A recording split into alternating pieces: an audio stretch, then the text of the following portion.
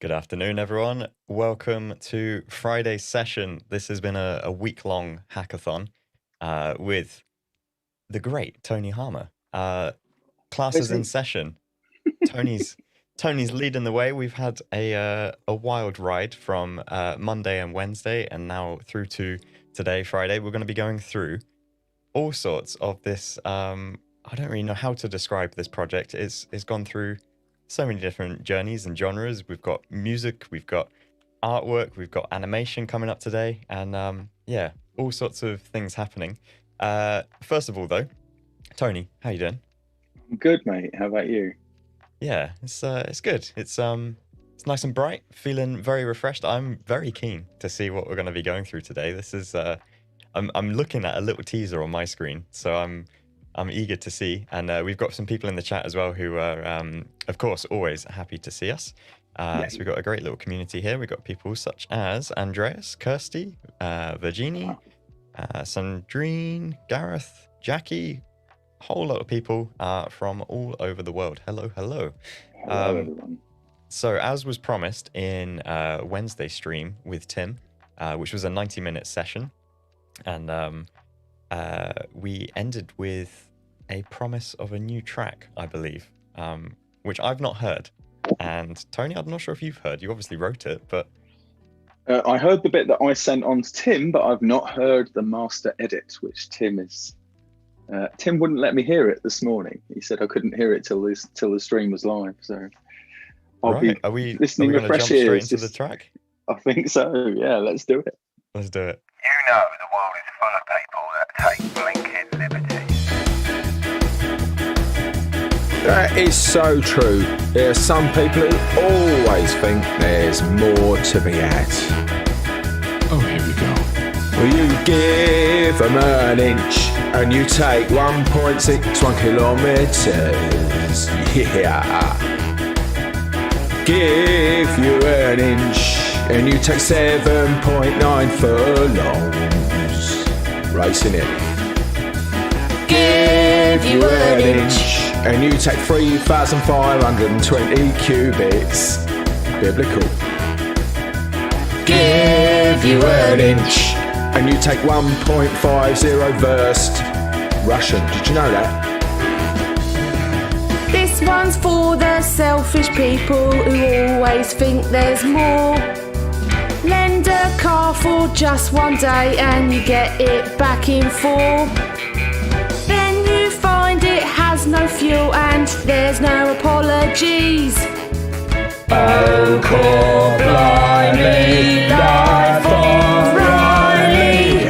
That's true, you know. I lent Fudger 80 quid in 1998 for 1 week.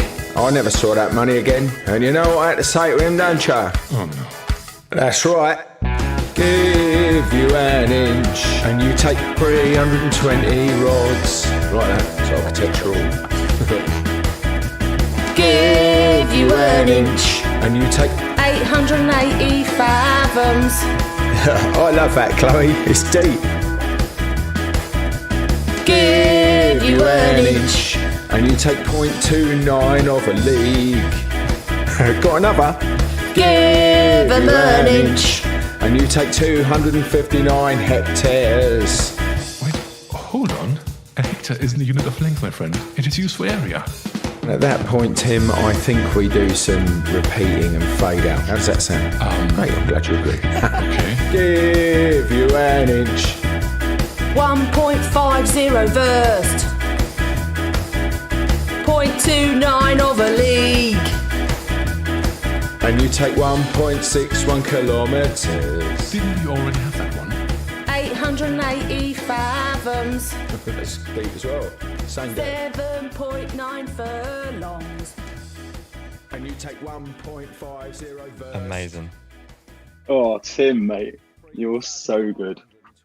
I'm not sure I was prepared or expecting quite the transition from the jigs that we had in the first two streams to this scar that was kind of crossed with a bit of park life, a bit of madness. Cockney knees up. Yeah, just all over the place, like proper British fun that was. Well, it's a mixed album. There's all sorts in there. It's a bit of everything for everybody. I love all the nods to metrics, or rather to measurements, both metric and imperial. Yeah. And biblical. And, do you know, one of my favorite measurements, as in like a standardized unit of measurement, is a bale of hay. Did you know about that? No. Yeah, so a bale of hay is a standardized measurement, and going back, I don't know how many 100 years, probably not even, maybe even as recent as 120 years ago or something, you could build a house based on a measurement of a bale of hay, and you could use the hay bales as your sort of building block. So think of like a windowsill, could be 1 bale width, and the window itself is 2 bales wide. And then you build your house upon that, and then you have like a mud and hay house. That is a fully like modernized house. It's just that is the sort of standardized structure for it. Well, a bale of hay is for taxis, Hackney carriages. So if you have a Hackney carriage license, technically every taxi running as a Hackney carriage, not as a private hire car, every taxi is required by law to carry a bale of hay on the roof or on the top of the trunk. And that goes back to when the law was whether needed or not, just you have to have a bale of hay. It's still, I mean, the thing is, no one's ever going to nick you for it. But the reason it was there is so that your horse had adequate feed and bedding. But it's never been pulled out of the law. Yeah, it's still in there. So technically, every taxi probably running in the country at the moment is breaking the law. But it's great. I love measurements. I love SI measurements, scientific measurements. But anyway, that's another thing for another day. Yeah, I guess. Let's just catch up with the chat. There's been a lot of love for that track. I've never seen it move so fast on a lot of people. All sorts of references to various different bands and people loving the ska. And there's also some mentions of are we going to be going through some software today? So apparently, perhaps we should have a look at some digital artwork. And there we go. This has come on quite a way since the last stream. It's looking great. Thank you. Well, I've made up for the half an hour that I lost on the Monday, which actually threw me a curveball. I didn't even check that, and it wasn't until midway through the stream did I think, hang on a minute, is today 90 minutes? And when I asked, they said, no, Tim went in my ear, no, it's an hour. And I thought, oh. Anyway, and that had me on the back foot on Wednesday as well. So I've still got a bit of tidying up to do in here, but we're golden. We are good. So let me show you what's gone on here. So I corrected the dice the other day. I actually changed the method I did, and I warped them instead, just to give you an idea of how that works. What I'm going to do is just add a temporary layer just here, just towards the top of the stack. Okay, so I'll just add a layer. Your layers are all nice and named. That's great. Good to see. Thank you very much, Joe. I'm glad it meets with your approval. There we go. So I bought in. You named your symbols? Yes, I have. If I hover over them, you should see that one's called 5. There we go. There we go. There you go. Keep you on your back foot. There you go. So what I did with them is I tapped E on my keyboard to get the free transform tool, and then I switched to free distort mode, because this was improved a little while ago. Oh, I needed to break the link to the symbol first, actually. Let me just do that. So it becomes artwork again, because I wasn't mapping them. So once more with feeling, I go into distort mode, and basically I pulled these around until they met my desired intention. Yeah, so they worked the way that I wanted them to work, and made it nice and easy. They snap nicely now. They never used to do that, right? But that was, like I say, it was all improved a little while ago. So that was an alternate method, and it happened to be the best method to use for this particular one. There you go. So I did that, only better than the one that you're looking at right now, because I took a moment or two more to do it. I finished off the felines from Space Vehicle at the top there. I tried to steer away as much as possible from raster effects, so I've just used low opacity things there for the edge of a glow. And let's just pretend that this is a force field just for the minute, just around the outside. Sandrine is saying that octopus, it just screams to be on a t-shirt. It's got to be it's funny you should say that. Hot off the press right now. It may well be on a t-shirt. This down here, so if I get rid of that temporary layer just at the moment so I don't get any surprises later on. So my octopus, if I just narrow down what you're seeing, okay, to just the octopus at the moment, you can see how this is made. I need to introduce the eyes and the pupils and the lower jaw and the snout. Those are the component parts of the octopus here. And if I zoom in actually on that and turn off the snout again, you can see that I've drawn some sort of inside stuff there for the mouth, because that will get animated later on as well. It should be in my list. Strangely enough, it's not, so I'm just going to add that right now. Groovy. And then these tentacles, and I have named them, okay, according to their Z index, so where they are towards us on here. So Z0 is the one that I thought would be pretty much closest to us without overlap, and then there's +1, one that sits over the top of that just there. So that's why I was doing that. So those things are done, apart from there's a couple of little bits missing just here, so I'm going to change those right now. Okay, so this one should be Z+1.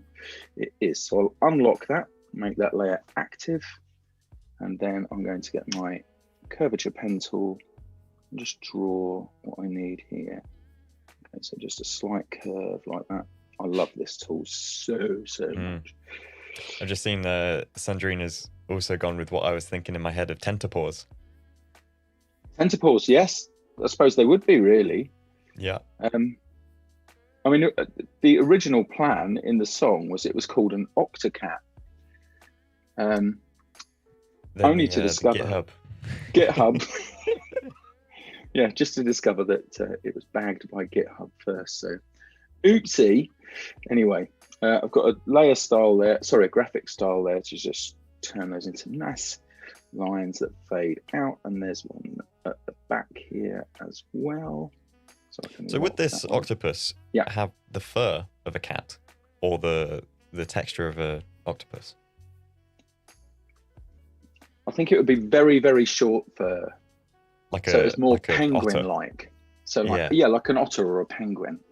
I think it would be those thick, waxy sort of doohickeys. That's what my thinking. Just sort of sleek into the water and out type of creature.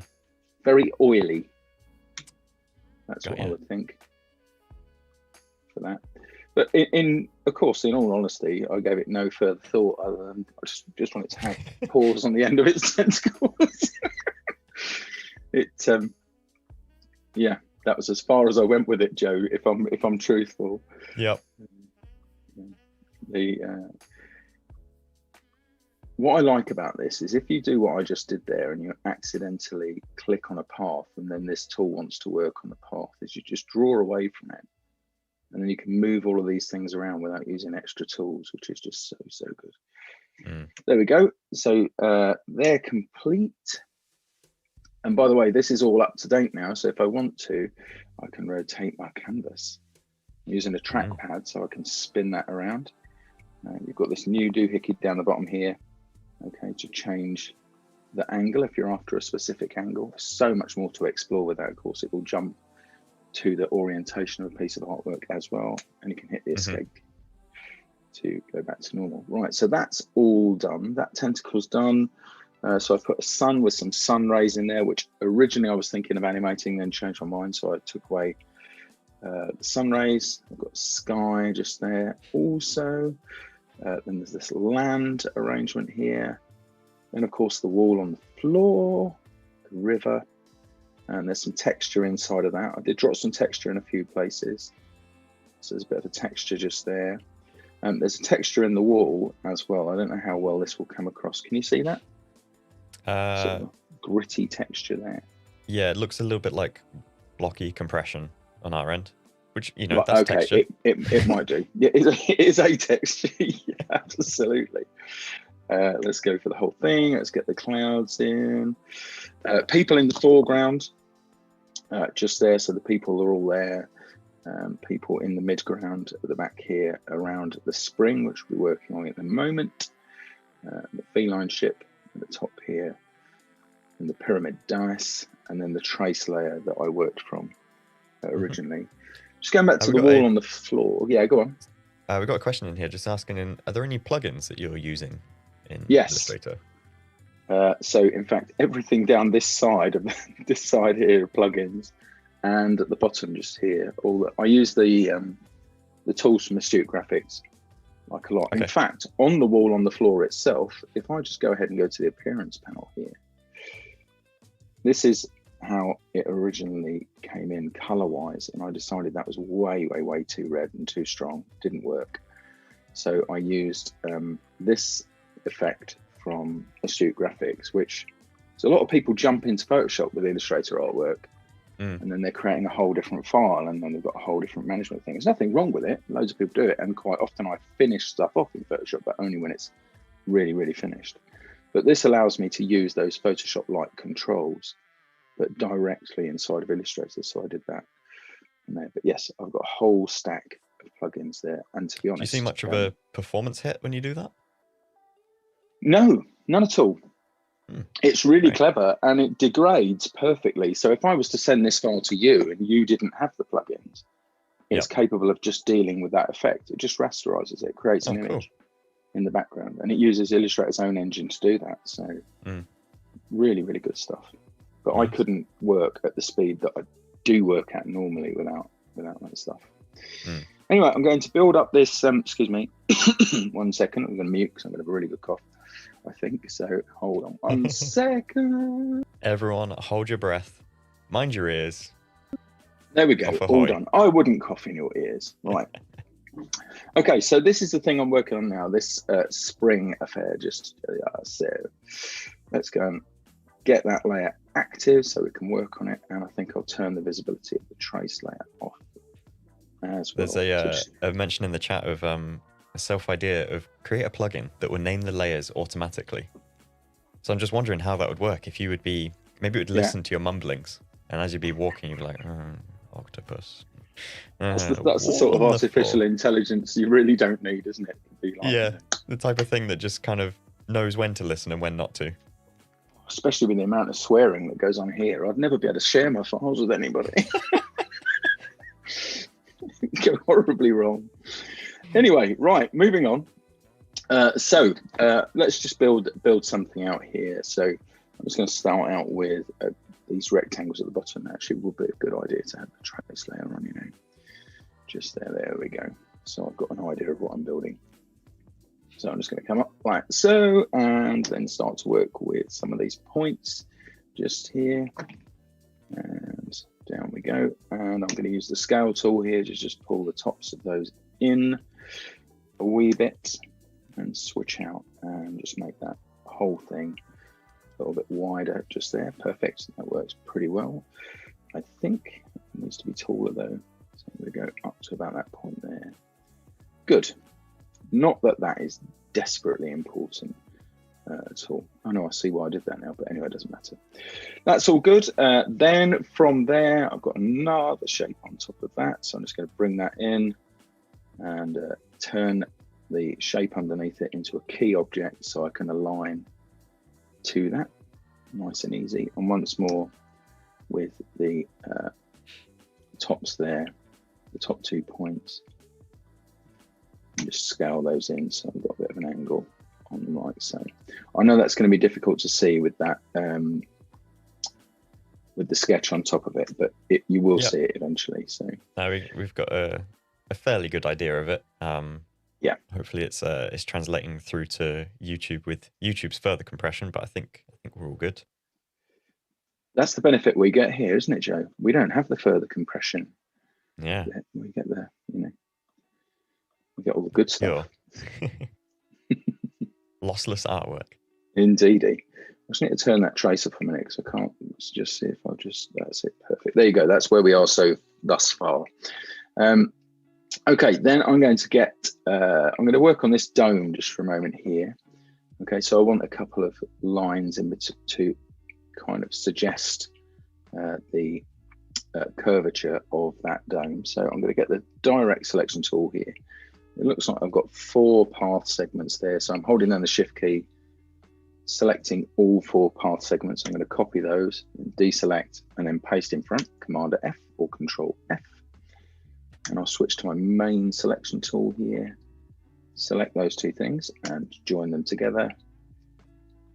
You should just be able to see the other fill that's appearing on those, but I'm going to take the fill away. To it, and then I am going to just give them some color like so, and drop the opacity down a small way like that. So I've got 2 half segments just there. Okay, and I'm going to select both, turn them into a blend, Option Command B, and then double click on the blend tool in the toolbox, specified steps. I'll just increase that until I get the lines that I want, which are around about there actually. So that's good. And then I'll expand. Let's expand. I will expand. So this is me expanding it. There we go. So I'll ungroup that now because I only want part of that. I don't want the stuff around the outside really. Whoops. I just want There's a new layer called Whoops. A new layer called Whoops. Yes, indeed. And I don't even want the one in the middle there. I just want those ones just there. Another tool here, which is very, very useful for eventualities like these. I'm just going to change the end caps of these lines. Yeah, because I'm not putting outlines around the edge. It's this one, the Extend Path tool, which comes from Astute Graphics.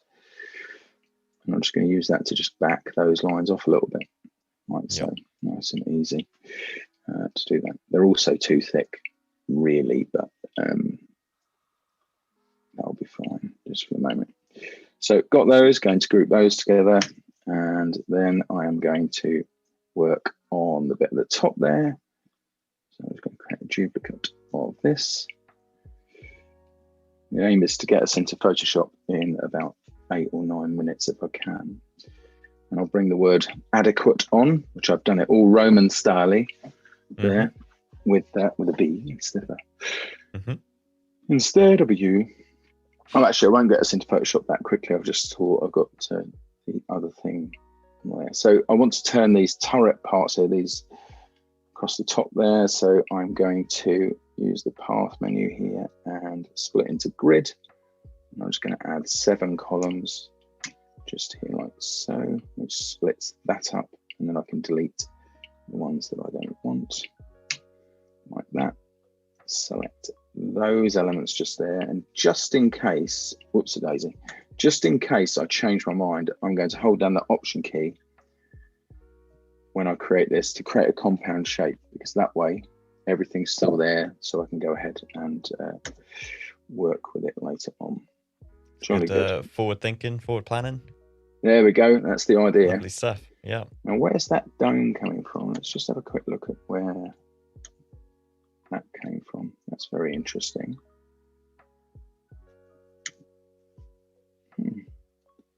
Not quite sure where that dome's coming from. When I just push that to the back, I've got a dome on there all of a sudden. Let's have a quick look at the appearance panel and see what's going on there. Okay. Do you know what? I'm going to just undo that and I'll just turn it into a regular shape. I think here anyway. There we go. That'll do. There's something definitely up there. Good. Right. So we've got that. I'm going to bring that in to the artwork like so. Let's bring it up to the front there as well. At this point, I'll turn off that trace layer so we can see where we are at the moment. Okay, so I'm going to group these 2 things together, and then I'm going to bend these slightly. I'm going to use a warp effect for that. I'm going to use an arch, and that's pretty much where I want it, about 2 or 3%. You can see that if I just push that a bit further, right, you can see that I've got that. So about 2% should do just fine for what I've got here. So bring it down, down, down. Good. And I think also, so that's a group. So I'm going to add a new fill to that, Command / Control / to do that. Let's change the color of that. And then in the appearance panel, bring that down beneath the contents. Okay.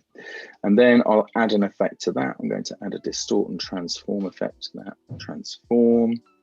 And I'm just going to scale that about its center horizontally down just a little bit, like so. And you can see that we're starting to get some dimension just there. Nice. However, it should be very, very soft because it's pretty obvious it's an effect. I need to also make that slightly less dark. There we are. That's good. That's on there. Perfect.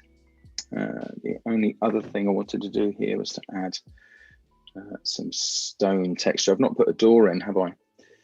I'll tell you what, we'll pretend the door's around the other side. Just for the purposes of this, because I do want us to get into Photoshop. So, but Mr. Tony, why is the sign on the front?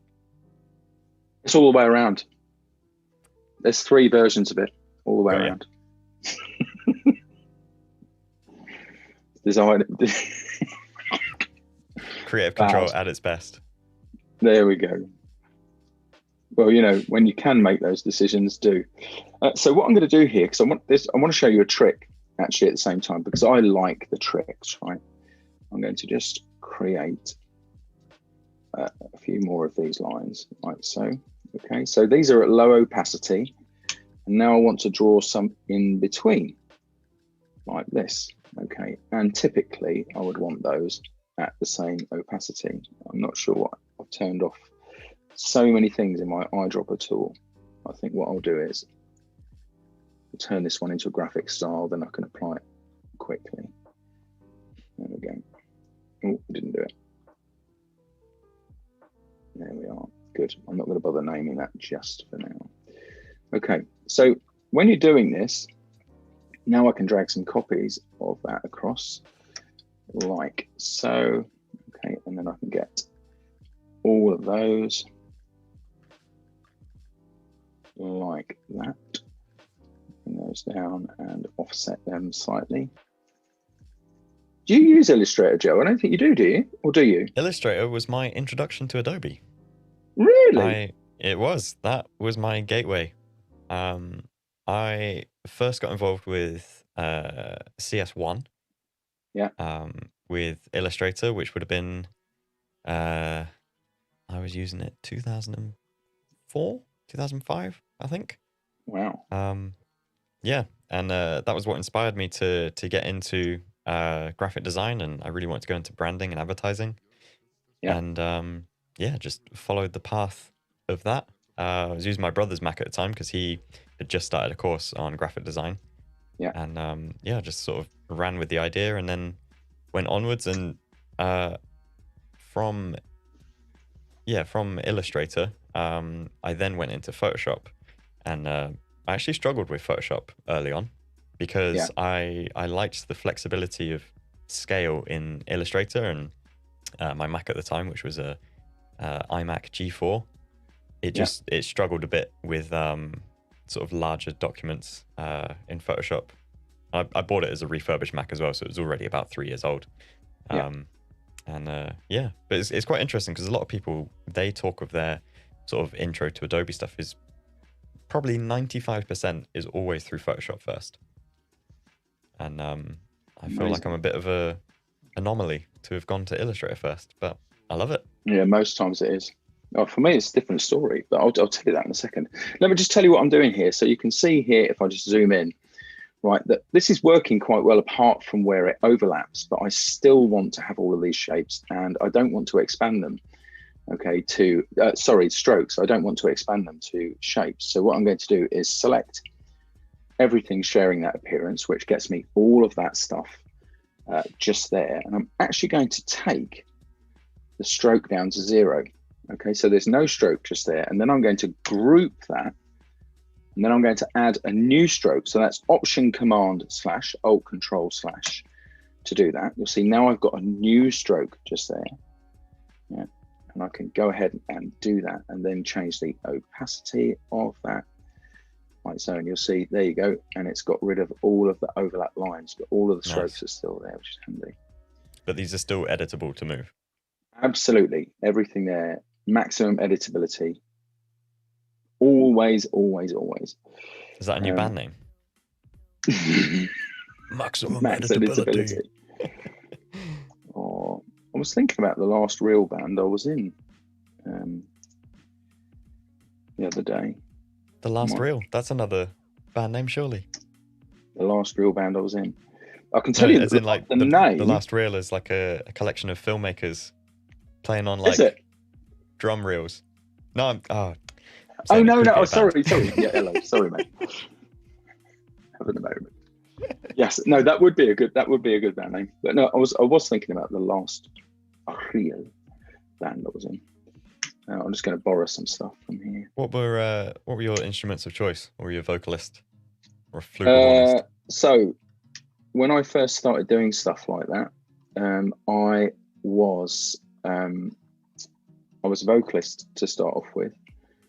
Then mainly I was a bass player, apart from one brief time where I was in a band called the Neils. Right. And Collection of Neils or? No, everybody had to be called Neil. Right. In the band, that was the way it was. Everybody had to take the name Neil. Okay. To be in. One of the guys who was in that band, right, is now an international and very, very acclaimed human rights lawyer. He's a wonderful man. He's a really nice guy, but he would throw an absolute dicky fit if I mentioned his name. I mean, he would not be happy. It was Neil, and isn't it? It's Neil, yeah. But no, he's a lovely guy. But yeah, the Neils. Were they all spelt the same way? Yeah, all Neil. Yeah. Okay. Yeah. Absolutely. My first head of department at college was spelled Neale, which I thought was yeah. very typographic way of writing Neil. Nice. Normally a set name, that one. It. Yeah. I'm going to group that lot together. I am going to add a new fill on there. I'm going to make that fill a gradient. Okay, like so. And I think I'll just, for the purposes of clarity, I think I will go with black to white just for the moment. Okay, like so. Okay, and then change the opacity of that to multiply low, like so. It's got too much of that RGB black in it really, but not to worry. And then I'm going to add some texture to that as well. So this is another tool just here. And that texture needs to go onto that fill. And then change the opacity of that, bring that right down. Here again, this is another plugin set just here that I'm using.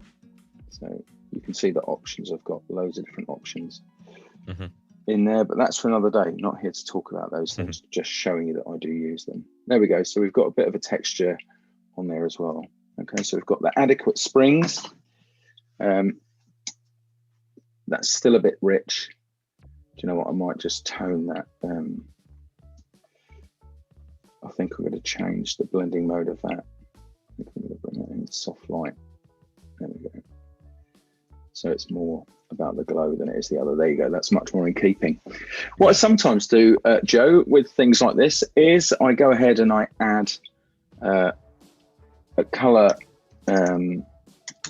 layer here to kind of homogenize the colors. So I sometimes like a bit of a filter, sort of like an orange drop in on. Yeah, pretty much. Yeah, pretty much that. I normally select a color going the tone I want. I mean, if you want to know exactly the right color to use, you can bring it into Photoshop and use an average tinted command. layer. Yes, absolutely. So this is as simple, right, as adding a rectangle on top just there. How are the chat enjoying this, by the way? I think. Yeah, Get in with it. there's lots of chat about first software and introductions. People getting involved with Lightroom first, and Wow. yeah, a few other people So also everybody's young then. with Illustrator and Photoshop, and yeah, it's Wow. I think there's a lot of reminiscing about the computer setup when learning. Yeah. Yeah, for me, to give reference, for my age of things, it was a iMac G5, I believe, was the main Mac that we had in all of our sort of computer rooms. There are some mentions in here of having to share one. Fortunately, we had plenty in our college, so that was good. But I was also, if we're talking about Macs, the first person in my year at school, so this was back in year 10, to have a Mac and to use a Mac. And everyone thought that it was wild and they just didn't understand. And now it's funny seeing so many people that I went to school with who've gone on to study all sorts of different academics, and they all use Mac. Yeah. It's been my weapon of choice for I don't know, since about 1994. Something like that. I had an LC2X with a Thunder card, and I had to rent the machine because it was so expensive. Anyway, right, moving on. So here's my color layer. If I turn that off, okay, and then back on, you can see how it settles down a lot of those differences. Yeah. In there, kind of homogenizes it, and all it is a very, very, very dark blue in this particular case. Purple, sorry, very, very dark purple, and set to the color blend mode at about 22%. In fact, exactly 22% opacity here. So that is ready. All I need to add on top of that, just to get us into Photoshop and then into After Effects, we're only going into Photoshop for a minute or two. Okay, is the type. And what I'm going to do here is I'm going to use a multi-part font. Okay, so I'm going to type the name of the album. Whoops. All on the floor, like so. Okay, and let's just go ahead and change a few things about that. First of all, I'm going to make it bigger, like so. That's not the font that I'm going to be using here, or the typeface I want in it. So something down there is where it's going to go. Normally, you'd have the band name at the bottom. Actually, do you know what? I'm going to have the title at the top. I'm going to keep it with that. It'll be nice and easy to see. Okay, there we go. I want to center that. Now, in Illustrator, if you've got text that's left or right aligned and you hit center, it moves the text like so, which is a bit of a pain. I've actually got a tool here that does that for me. Okay, that's now center aligned without moving the text at all. I've got a font in mind for this. Okay, the font is Rig, and so I am going to use Rig shaded boldface, and then let's just get this all sized up. And the reason I'm using this particular typeface is, or font is, it's a multi-part. Okay, so it's got more than one part to it. I'm going to copy what I've got this there, and then I'm going to change the color of that to red because that'll be nice and contrasty. Okay, I think that's pretty much where I want it. It needs to be slightly over to the side. I'm then going to paste. In fact, I'll copy that again and paste in place. Command F, Control F. I'll change the color here for a gray, like so. And then I'm going to change the font variant here to bold extrude, I think, or let's do bold shadow. That's interesting. Don't think I quite put that in the right place. Let's try that again. Copy and paste in front. And I'll just change the color temporarily to black so I can see more clearly what I've got going on here. So I'll just go with bold extrude. That is in the wrong place. Not to worry. That's awkward. And there's something very wrong going on just there. I don't quite know why. Everything else should be okay. The setting should be just fine. Oh, it's because it's set to optical. There you go. It's kerning problem. I had it set to optical, so it was adjusting all the time. So now when I do that, okay, and choose the variant, it should be in the right place. Do you know, I ran through this morning just to make absolutely sure. There it is, bold extrude. There we go, and that's I'm just not there. sure if my mic is working. It is working. That was weird. It is working. Was Yeah, it I just working a mentioned moment ago? something. Then? I couldn't hear it back, and I was like, what's going on? Okay, well, it's all working. It's all good. As you were. Right, I'm going to copy that, paste that in place, because I've got another variation here, which is shading fine, which is lovely, this one, okay, because it kind of works into the corners. And you'll see more of that in a second when I choose a darker grey. Just here, look at that. Wow. Really nice. I do like it. I'm a big fan. And then I'm just going to paste in front again, and this time I'm going to choose the inline just there, and I'm going to change that to something really bright. There we go, like that. So that's a multi-part font footwork, and how easy it is to use in Illustrator. That's now ready to go. So I can save that, jump across into Photoshop. Is Gareth freaking out yet, by the way? Yeah, there's been a few questions of, into what? Got a nip into Photoshop. Just to do the mock-up very, very quickly. Right, so here's a mock-up. You normally have to provide a mock-up. They normally provide you with an image and you have to put the thing into it and mock it up. I'm going to go to vanishing point for this one. Okay, and then I'm very roughly, because I'm aware of the time, going to click into the corners here of the album. It should be dropping me points. It would help if I actually clicked. Okay. There we go. That did not click again. Now I've got that grid, okay, just there, all right, and then I'm going to hold down the Command key or Control key to drag a perpendicular grid like so, and once I've got that, I can bring that up just for that edge, like so. I can also see a couple of other errors there. We're going to get some white bits on the side, but like I said, I'm rushing through that just to get that done. So I've got a vanishing point grid on there. I'm going to open the Illustrator file that we had earlier. Okay, in Photoshop. So there it is. I'm going to copy that. So select all, copy, close, save. Go back to my art layer here, back to vanishing point. There's my grid. I'll paste. So that gets pasted in. Just give it a moment, drag it, and it drags onto the grid, like so. Brilliant. And then just use free transform, just would normally. So Command T, Control T to do that. Can you see, by the way, that it's wrapping around that edge just there, which is nice.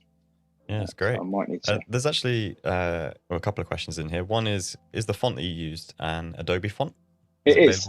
Yep. Cool. Yeah, it is. And secondly, doesn't the band name need to be on the cover? But I guess if you're it does. Prestigious, Yeah, I did. So I was going to skip that just for the minute. Just because, but yes, it does. But if you're well known, then you don't need a band name at all. People just know it. They just know. Aren't they the ones that did that? Give them an inch song. There you go. So that will be ready, and just from there, it's good. Right, there we go. Now into After Effects. So I'm going to quit Photoshop. Just there. I am going to leave Illustrator open, jump into After Effects, and please tell me After Effects didn't just crash. No, it didn't. Right, I'm going to bring in the Illustrator file. So let's go ahead and do that. I'm going to bring it in as a composition, retaining the layer sizes. And in it comes. 4 items left to do on my tick list. However, one of them takes like 20 minutes. We got 16 plus buffer. Got 16 plus buffer. Yeah, I've got it here on the thingy. I'm just happy that I've managed to recover from the half an hour shortage earlier on in the week. That's the thing I'm happy about. So I'm going to go straight into that comp that it's made me just here. I don't need that trace layer, so I'm going to delete that. First thing I'm going to do, okay, is I'm going to actually, I'm going to take away that color layer just for a moment as well. There you go. That doesn't work through to digital very well, so I need to work on that a bit more. Okay, so I'm going to go ahead and work on the eyes of the octopus. So let me just zoom in here a bit so you can see this. I'm not having it continually rendered just at the restaurants just at the moment. So there are the pupils on their own layer, okay, and then I've got the eyes there on their own layer. And I'm going to select both of those things, and then I'm going to pre-compose them. Okay, so I'm going to choose pre-compose, and I'm just going to put cat eyes just there like so. So it moves all of those things. So I've got a cat eyes comp, which I'm going to double click on to go into, and zoom in a bit just there. So what I want here is I actually want a duplicate of the octopus eyes layer here, like so. And I'm going to bring that up to the top. And then I'm going to change this to stencil Luma. Okay, so that will just provide it's basically providing it with an alpha channel to work into. Yeah. So now I can go to the pupils. They're joined together, so I don't have to animate them separately. P for the position property. On those, I'm going to wind them over to the left, there, like that, and then keyframe them. Okay, so, and I've given myself a huge amount of time on here, but that's just fine. We'll go with it. Go with the 10 seconds, and then we'll move those across like so. It'll be nice and slow anyway, so that'll be good. And then I'll copy the keyframe at the front and pop it onto the end of the timeline there and paste. And just check that we should have something that'll actually work quite well at that speed. So yeah, pretty good. Fantastic. Okay, excellent. So this is like a holographic artwork. Lenticular, that would be cool. Yeah. You can do that from Photoshop, you know. Really? Yeah, you can. If you use the 3D features in Photoshop, you can go ahead and create lenticular art from there. Nice. There's if I get a chance, I'll pop it in the Discord, but there's a company that offers that service for you. Okay, so they'll do that. There you go. There's the eyes working on the cat. The next thing that needs to work with the cat is that the lower jaw needs to be animated, just so the cat, of course, would be doing a bit of a meow as it goes along. Now, this is a 10-second long thing, so I think the cat should probably meow at about 4 seconds. So I'm going to hit P now for the position property, just there, okay, and keyframe it. And then I'm going to move along just a little bit, give it some time, a couple of seconds to open up. And the reason I'm making that gesture is because I'm imagining the mouth going down and coming back up. Do you do that? Do you visualize your animations in that way? So this time, of course, I'm on the y-axis here, so I need to increase that number, I'd say just a little bit. Okay, and again, I'm going to copy this keyframe, zoom along, and paste that down. Let's just have a quick, let's deselect that and just have a quick look at that. There you go, meow. Still hear me okay? Yeah, I'm also having, this is weird. My microphone has never done this. Hours and hours. And it just keeps cutting out for me to hear. I'm not sure not sure if it's coming through on your end when it cuts on mine, but clearly I think it is now. It is now. It's very odd. How's the chat doing? We've got eyeball emojis. Eyeball emojis. Oh, that's good. Right. Yeah, people enjoying the eyes.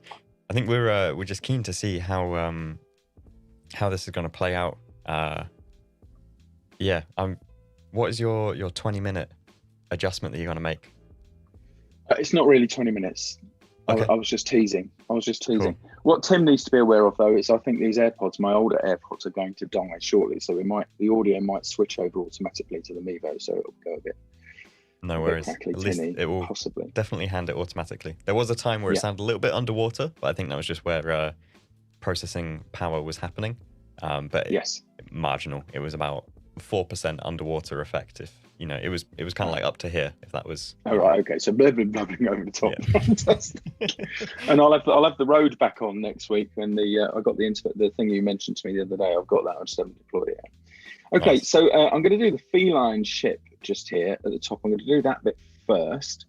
Okay, so I'm going to toggle back to my switches here for no good reason. And what I'm going to do is, again, P for the position property here. But what I do want to do here, okay, is get this to use the wiggle, okay, to move this around a little bit. Now, one of the problems you have, so if I just option click on here for that, if I use wiggle, like so, okay, and then put in some properties, so every third of a second, I want it to move by 15. So let's just see how that works out. Okay, so you can see we've got some gentle hovering going on just there. The only problem with this, okay, will be that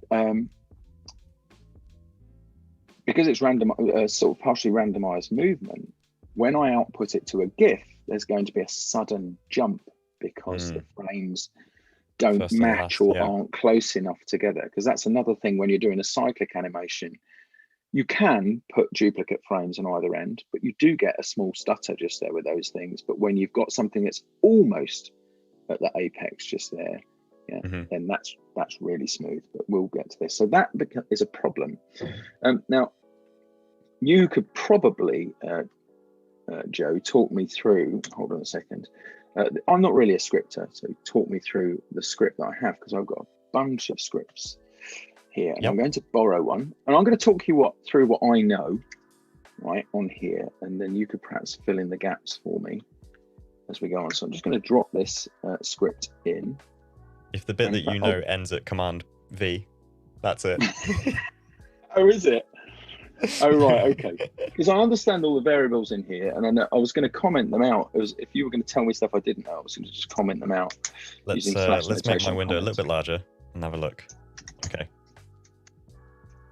Cool. Yeah, this all looks fairly straightforward. Yeah. So it's just setting a frequency interval there and an amplitude. Those are both two variables, so that's just declaring those variables. And loop time is based on another variable called, or this comp, which is an internal variable, duration. So however long it is. Then we've got we've got another variable here, t equals time, as a percentage of another variable, loop time, just there. So that was set earlier on, or declared earlier on. And then we've got two wiggles here. Okay. And they're using the earlier values of the frequency there, the amplitude, and then some numbers and time on the end. Okay, so that's how those work out. And then there's another one, and it says this is subtracting from the end of the loop time. And then this final variable, linear, okay, or this final command here, linear, brings all of those things together. Is that about? Yeah. So you're essentially looping, or rather compounding, the effects together. Yeah. So it's so they meet in the middle. End with another, and it will look seamless because they'll be. Yeah. Nice. Yeah. Cool. So nice, simple one to have. And if I just play the timeline now, you shouldn't notice where it starts and where it ends once it's been running a couple of times. So we've got some gentle hover going on just there, which will add some interest, and it's continuous. So that works pretty well. Really nice. Next up, then in this is... Whilst we're looking at codes, there was a question in here of what is the closest code speak to expression scripting? JavaScript. So JavaScript is the current one. Although if you're using, or if you're making files for an older version of After Effects, it's, what was it called? ActionScript. Oh. No, ActionScript was Flash. No, ActionScript was Flash, yeah. Can't remember. But it went the same as everything else. It went down the ECMA 262 route. So JavaScript and the newer version of the newer version of ActionScript and this expression language in here are all based on ECMA 262. Which I hadn't realized, by the way. So if you've installed from a brand new version, your default settings will go to JavaScript for your coding. However, if like myself, you've been using After Effects for a number of years and you just continually install and copy over your default preferences, one of the things that I realized last year is it kept the old coding language, and I wasn't making the most of all of the new rendering speeds. So yeah, I was doing everything. I didn't realize I was in the old language. In terms of writing between them, they are incredibly similar. It's more a case of the JavaScript one. You've got a few options where you don't necessarily have to close things out quite as consistently. You've got a little bit of leeway to move with things. But yeah, just double check your preferences and use the latest one. And you do get some serious speed improvements, especially when they're exported to mockups. They're there we are. Much better. Top tips. Yeah. Love it. Right, so it's tentacle time just here. So I'm going to make a couple of the tentacles do waving around. And for that, I'm going to use Puppet tools, which themselves a year or so ago got a bit of an overhaul here. So there are the legacy Puppet controls, and then there are the newer ones. I'm only going to be moving things around here. I don't need to start. So there are things where you can kind of create bone structures for things, right, by stiffening them out so they won't change as much. Okay, you've got things for position only. You've got starters, as I just said, then bending tools to allow bending. But would these tentacles have bones? Maybe no, I think like I mean, I need to catch one to find out really, and ask it. Have you got bones in it? I think it's fluid-filled microstructures. I think that's how it works. That's how. If these things were real and you did catch them, and they were eating, would their tentacles be called katamari? And I didn't mean to offend any vegetarians who are listening. I'm just saying. Right. So with the advanced pin tool in here, it has most of the properties of the other one all wrapped into one pin. The only downside is you get loads of controls with it. Okay, so you can pin things in different locations. So I've just added a pin to that tentacle. You can now see I've got a puppet thing here. It is an effect, but you can't add it via the effect panel. I can choose the puppeting engine here, okay, between the legacy engine and the advanced engine. And if I go ahead and add another pin at the top here, so I can go ahead and scale here using this widget at the top, so you can get some Z action on there if you need to. You can also rotate like so and change the position simply by dragging. So my playhead at the moment, however, is right in the middle of the timeline. So I'm going to grab all of the pins, all of the thingy, help me out, all of the keyframes just there, and I'm going to bring them back to the beginning because I want them to be in the same place at the end. Okay, so that's where they start out. Then at this particular point, this is where I want the thing to move. So I'm just going to grab this point just here. Oops, daisy, I've got both of them active. There we are. That's because the keyframes are active. There we are. There we go. That's better. So because I had all the keyframes selected, it didn't really know how to interpret my movement. It's not a mind reader just yet. Not a mind reader just yet. So you can see now how that will bend and go upwards like so. I'm going to take the keyframes at the front end here, take my playhead down to the end and paste those. So I've got a cyclic thing going on there. I can then go ahead and collapse that particular tentacle layer. Okay, I know I'm at 58, I am aware, just so you know. Okay, so next one I'm going to animate is maybe not the one at the back. I'll go for this one just here, and again, add some pins to that. Thought I did just then, actually. And up to the top. You can do these on one layer as well. You don't have to do them on just on separate layers. The only thing is it's sometimes easier to do that. Okay, let me just check that. Oh, it has gone. Tim's to the just back double one. checking. You're 58? Well, you'd be 59 now. I'll be 59 now. And actually, just out of interest, Aging by the minute. I do happen to be 58, as it happens. Really? Yeah, man. No. And I love that you said really. Thank you. I'm a fan. So Wow. I am. Yeah, I'm 58. Dude, long time on the world. Here we are. So I'm just going to make some properties here. Change. I'm rotating these around like so. See, if we had about 6 hours of streaming, you could get this octopus to swat out the UFO in the air. Yeah, could. Totally. Yeah, so many clever things you can do with this. There we go. So I've got those just there. Again, once more, I'm going to make sure I can see all of the keyframes. So I can just go U on my keyboard there to see the properties that are set. There's only a couple there. How about down to the end here? Why do I appear to have keyframes at both ends on that one? Am I chosen? That's because they're both open. There we go. Anyway, we need some sort of like buzzer sound, like a shot clock. Do. There we are. Like in the rugby, they've got the in New Zealand they got like that massive horn. Yeah. I wish they'd bring that over here. I love it. You a rugby fan? I am indeed. Yeah. You go up in my estimation all the time. So let's pretend, for the purposes of now, that I have completed all of those things. All of the tentacles are moving. Okay, the spaceship is moving. The eyes are moving. The jaw is moving. And then it's a matter of turning it into a GIF. So to do that, I'm going to go down to the export options here and add it to the media encoder queue. Because lots of things are disappearing from After Effects in terms of rendering.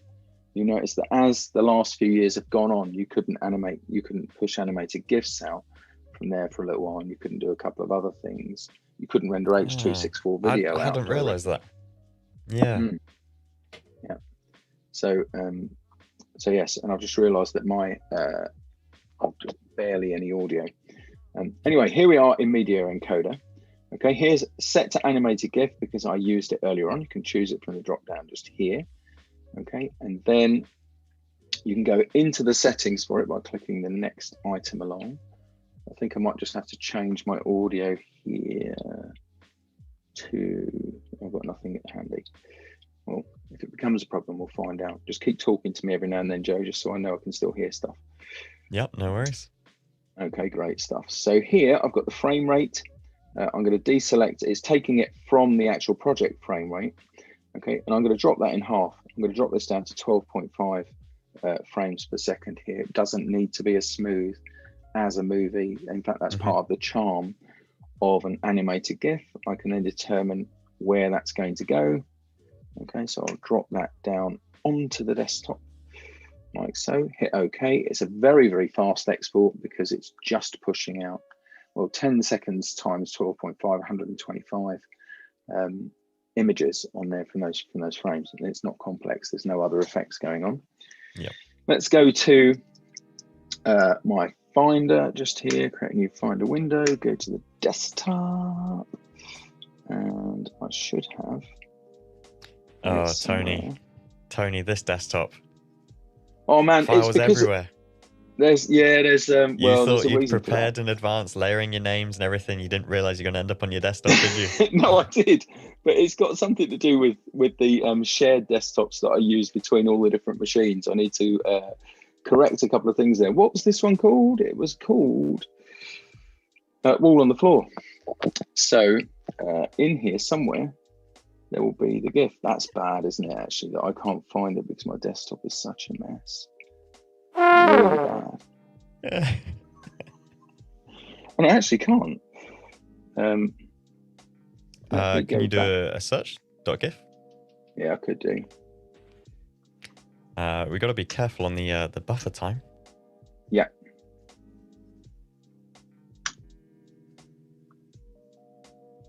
Nope.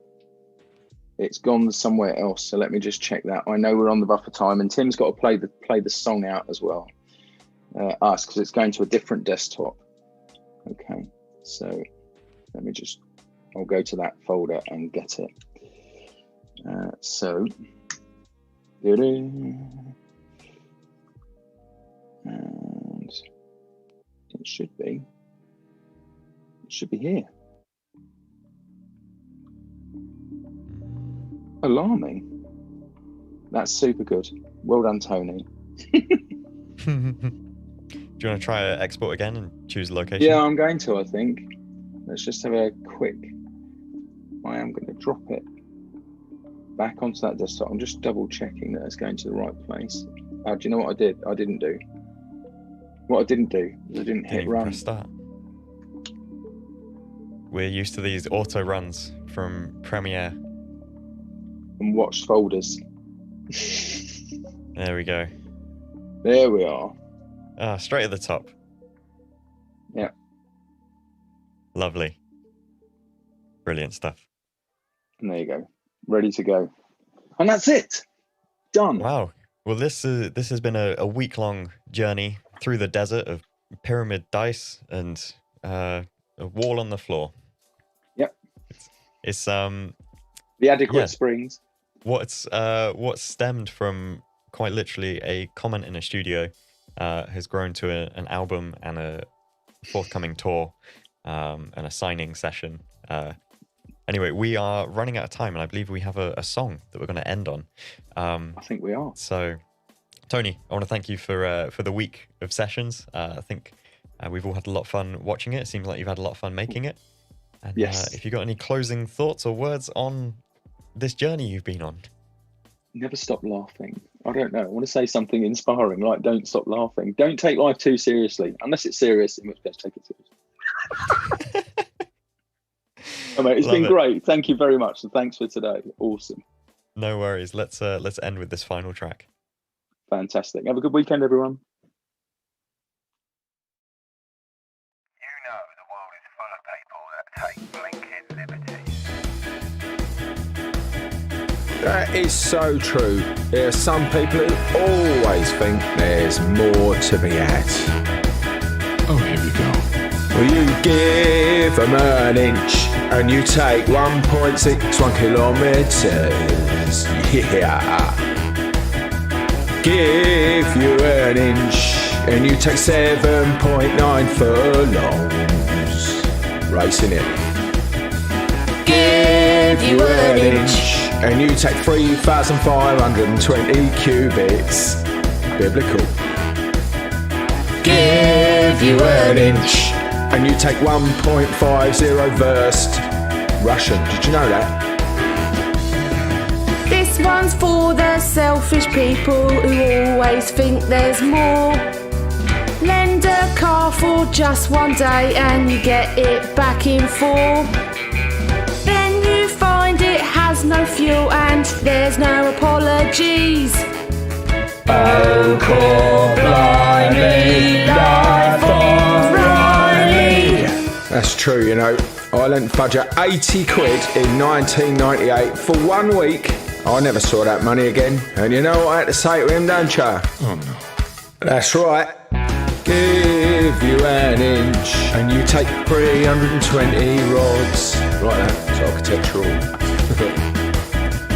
Give you an inch and you take 880 fathoms. I love that, Chloe. It's deep. Give you an inch and you take 0.29 of a league. Got another? Give them an inch and you take 259 hectares. Wait, hold on. A hectare isn't a unit of length, my friend. It is used for area. And at that point, Tim, I think we do some repeating and fade out. How does that sound? Mate, I'm glad you agree. Okay. Give you an inch. 1.50 versed. 0.29 of a league.